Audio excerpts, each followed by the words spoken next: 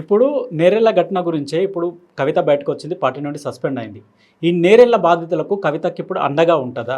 ఒకవేళ వాళ్ళకి న్యాయం జరిగే అవకాశం ఉంటుందా? నేరెళ్ల బాధితులే కాదు బ్రదర్, ఈ తెలంగాణ ప్రాంతంలో బలమైన ఆకాంక్ష కలిగి ఉండి గట్టిగా పల్లకిలు మోసిన బోయిల్లాగా నిలబడినటువంటి సప్పండ వర్గాలకు సంబంధించిన ప్రయోజనం కోసం వీళ్ళని ఎవరైతే పీడించారో, వీళ్ళని ఎవరైతే హింసించారో, ఎవరైతే దోపిడీ చేశారో, ఎవరైతే విస్మరించారో, ఎవరైతే వివక్షకు గురి చేశారో, ఎవరైతే వీళ్ళ శ్రమను దోచుకొని పెత్తనాలు చెలాయించి అధికారం చెలాయించి కనీసం స్పృహ లేకుండా వ్యవహరించారో వాళ్ళందరికీ గుణపాఠం చెప్పడం కోసం శక్తివంతమైనటువంటి సమూహంతో మళ్ళీ బలమైన ఆకాంక్షలతో నిర్మాణం జరుగుతూ ఉంది.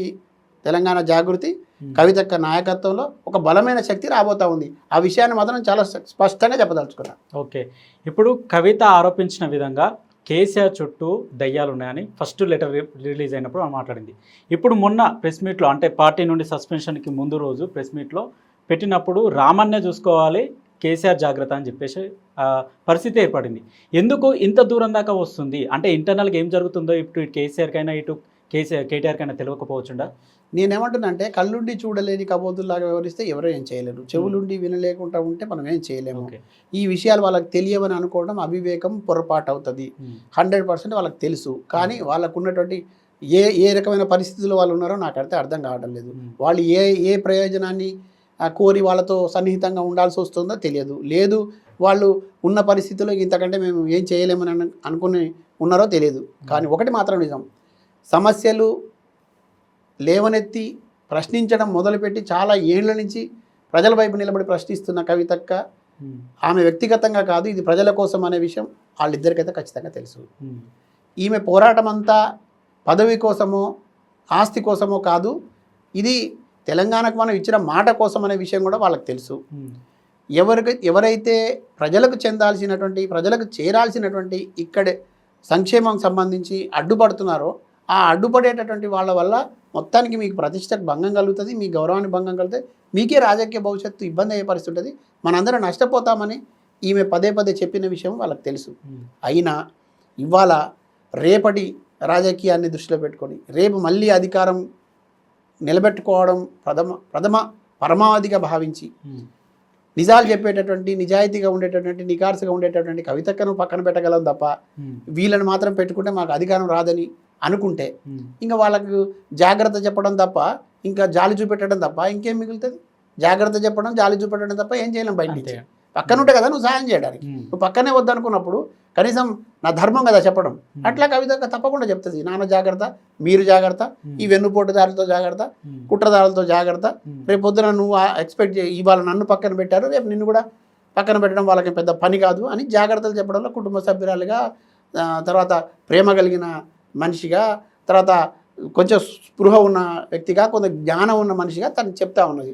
ఆ జ్ఞానాన్ని, ఆ స్పృహను మీరు తక్కువ అంచనా వేయడమో తప్పుడుగా ఆలోచించడమో చేస్తే ఇంకెవరూ ఏం చేయలేము. లేదు ఇంతకంటే గొప్ప జ్ఞానం ఉండి ఇంకా వీళ్ళకంటే ఇంతకంటే దూరదృష్టితో ఉన్నామనుకుంటే వెళ్ళనుకోండి. అయితే కాళేశ్వరంలో జరిగిన అవినీతి విషయంలో హరీష్ రావుతో కీలక పాత్ర. హరీష్ రావు వల్లనే కేసీఆర్ మీద సిబిఐ ఎంక్వైరీకి ఆదేశించారనే ఒక మాట అయితే చెప్పడం జరిగింది.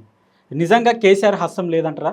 నేనేమంటున్నా, ఆ కాళేశ్వరమే కానివ్వండి, ఇంకొక పథకమే కానివ్వండి, దాన్ని అమలు చేసే, దాన్ని ప్రవేశపెట్టిన దగ్గర నుంచి అమలు చేసిన దాకా ఎవరెవరి అజమాయిషి ఉంటుంది, ఎవరి ఆదేశాలతో ఆ పనులు జరుగుతాయి, ఎక్కడ దాకా వెళ్తుంది అనేది ఆ వ్యవస్థ మొత్తం చూసుకుంటుంది. ఆ వ్యవస్థ చూసుకుంటున్నప్పుడు ఇప్పుడు పైనుంచి కింది దాకా జరిగేటటువంటి వ్యవహారాల్లో ఎవరు బాధ్యులు, ఎక్కడ ఎవరు బాధ్యులు, ఎవరికి బాధ్యత అనేది కూడా ఉంటుంది. ఆ బాధ్యతలో ఉన్నవాడు ఎవడు ఎక్కడ ఏం చేశాడనే విషయం పసిగట్టాల్సింది ఫస్ట్ ఆయన. అప్పుడు ముఖ్యమంత్రిగా ఉన్న అతను, ఆయన పసిగట్టలేకపోయాడు అనుకుందాం, ఆయన పసిగట్టలేడనే ఇది జరిగింది అనేది జరుగుతుంది.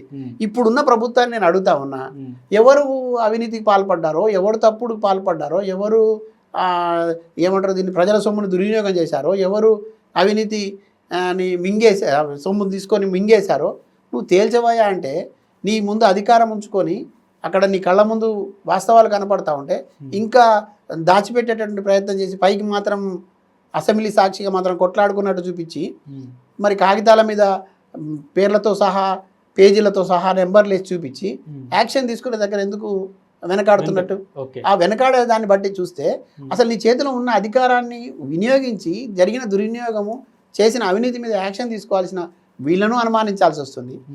ఆ రోజు కూడా నిజంగానే అసలు ఏం జరిగింది ఇందులో, ఎట్లా జరిగింది అనే విషయాలు కూడా చాలా అపోహలు ప్రజల్లో ఉన్నాయి.